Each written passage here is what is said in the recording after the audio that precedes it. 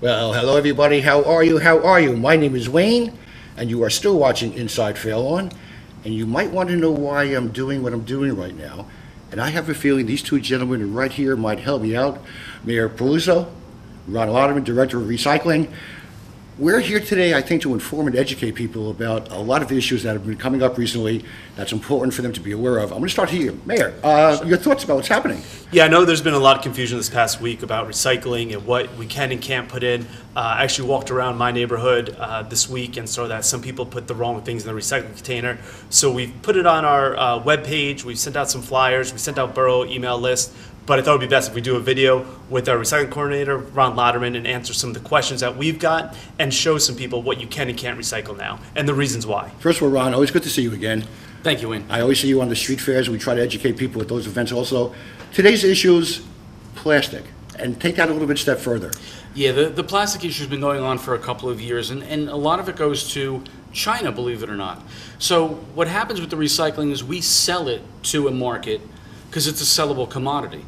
But it's only as good as the buyer at the very end of this process, and China buys most of the plastics.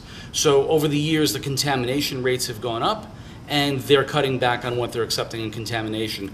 Last week, it finally hit the boiling point, and we're threatened with fines if we don't clean up our act. So the condition of the recyclables is actually very important. It is very important. Okay. What do we got some examples out here for?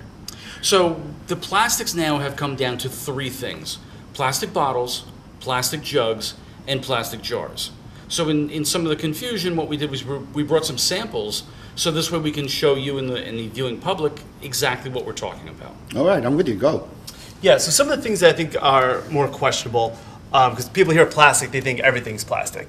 So a container like this, Ron, is no longer recyclable. That's correct. So the issue again is you just ask yourself one of the three questions. Is this a plastic bottle? I was just going to ask you, why did you say it? Because to me, that's plastic. Right, but it's not a plastic bottle. It's not a plastic jar. And it's Certain not a plastic types jug. of plastic we're talking about. Right, so there are the recycling triangles that are on the bottom of all plastics. Those were never meant to be a recycling number as to whether or not we could recycle it. Those are a manufacturing number. So you can have two different types of type 1. So for example, we have this container and we have this container, which are both type 1s. But the density on this one and how it looks at the end of the process, the buyers to recycle don't want stuff that is this thin. How would a consumer know that it's type 1 compared to another type? So there's the recycling triangle, usually on the bottom, but I don't want them to look at the triangle anyhow, because for the resident, it's meaningless. Is it misleading a little bit? Is it misleading to see the triangle? It's very misleading. Okay. Because again, it's a manufacturing issue, not a recycling issue.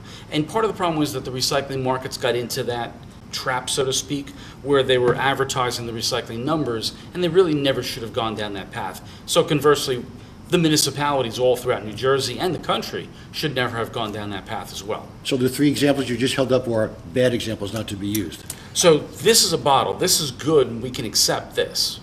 Yeah, so if we could just separate, maybe we'll put on Let's this side have some stuff that you can't. bad plastic and we'll let's stuff have that some we can. good. Because another common thing that we've gotten a lot of questions about is Chinese takeout. Yeah, I got plenty of those, and I've been burying them in So my usually backyard. you get wonton soup, you get it in here. Yes, yes. Chicken broth, you get in here. This, again, is not recyclable. Ah. So this will go in the garbage. Hopefully residents reuse it. I know for myself, sometimes my kids' lunches go in here. Sometimes Cheez-Its go in here, and it goes out to lunch with them. But you can't do recycle if it's something reused. This is put the in the bad bad category. category. Okay, more in the And good. this would follow the same suit. It's the bottom of a container where the lid's missing from this. But again, it's not a bottle, it's not a jar, it's not a jug. So this is in the no good pile. Those are the three key words. Say those three key words again. Plastic bottle, plastic jug, plastic jar. Okay. Examples. Here we got two winners, all right? Very simple. Plastic bottles, those stay in recycling. Did they have to be rinsed and cleaned out, by the way, guys? Yes, they do. Almost everything we're All talking food about is waste better. has to be removed from it. So I'm not looking for you to scrub it out unless it's like peanut butter or jelly. But on something like the can bottles, just a quick rinse in your sink is perfectly fine. Okay, keep on going. And here we have tin can. Now, the one question I had, Ron, if you take the lid off, can you recycle this and throw the lid in? Yes, you can. So this, even if it's separated, it'll still go in. Yes. Fantastic. So this would be This is the recyclable good- this is the good all pile. around. This is the good pile. Okay. Put that right in front because it's smaller. And Kurt, if I may, just with the metal, so we also take aluminum cans that we don't have a sample here, but one of the confusions people have is that they think that's metal, I can throw any metal in the commingle can, and that's not true. So we have a scrap metal program where you call the recycling office, 201-794-5341.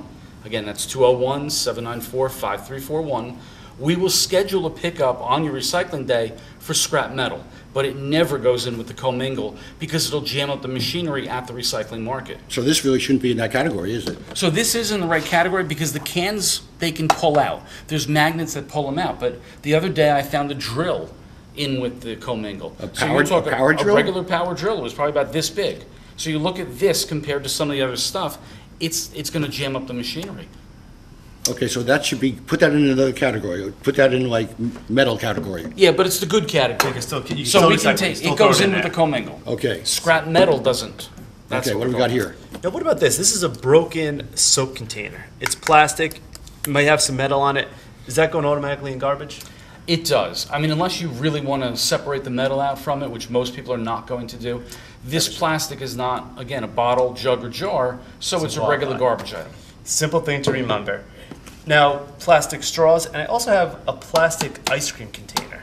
Where would this fall in? So this would be garbage. This would be And garbage. again, I go back to the same three questions. Is it a bottle? Is it a jug? Is it a jar? And the answer to both the straws and the container is no.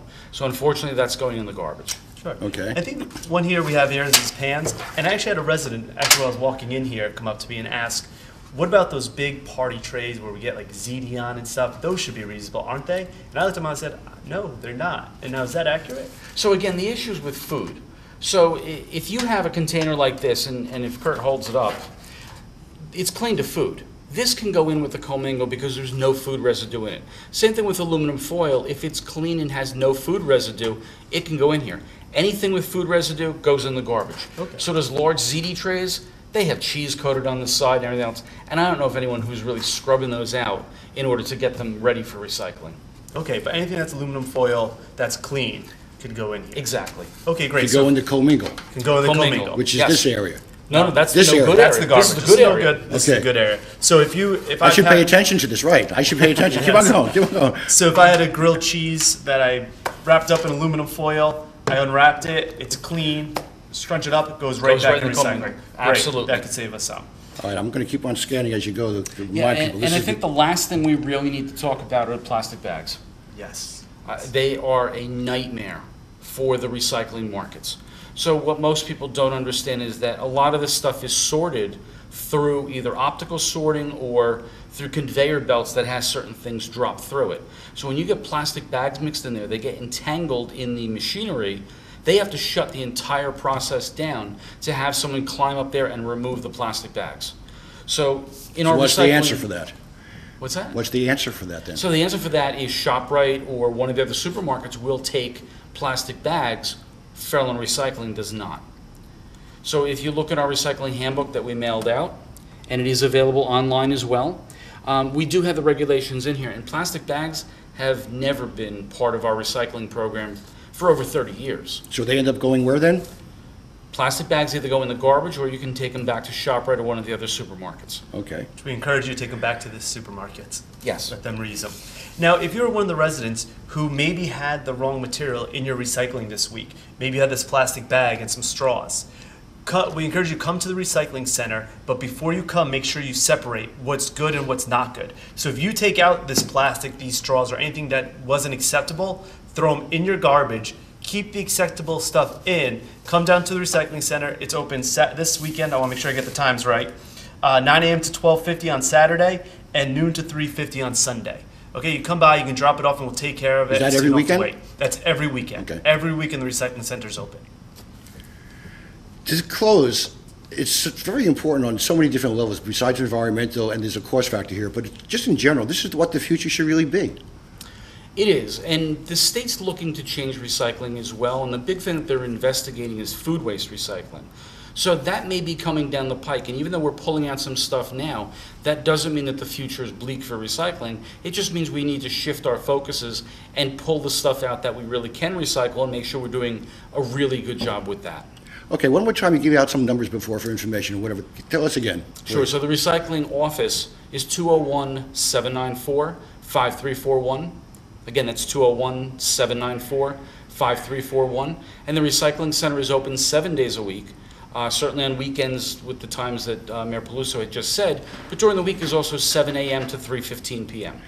Ron Lottermann, Mayor Peluso, we have to inform our public, and I think we'll maybe touch base with this from time to time. Did you have another closing thought, Mayor? Yeah, I just wanted to, this is something new we're trying out for all the residents. Please let us know your feedback. We're trying to communicate with the residents the best we can. I'm very appreciative of Ron Lottermann coming in today and helping out and taking all the phone calls this week. I know it's been a very busy week for him. We're going to keep working hard to make sure we communicate with you of everything that's going on in town the best we can, and we're going to keep improving it. And if you have any questions, feel free to email me at mayor@fairlawn.org. Thank you very much. I really appreciate it. And if you're not on the borough email list, Yes. fairlawn.org, on the left-hand side, second button down says notifications, bring you to another page. There are 5 different ways we notify, but the email is for the non-emergency notifications, so please sign up for the borough email list. We send out all kinds of great information besides just these types of announcements. Gentlemen, have a happy and recyclable day. Thank you very much. Thank you, you too, Wayne.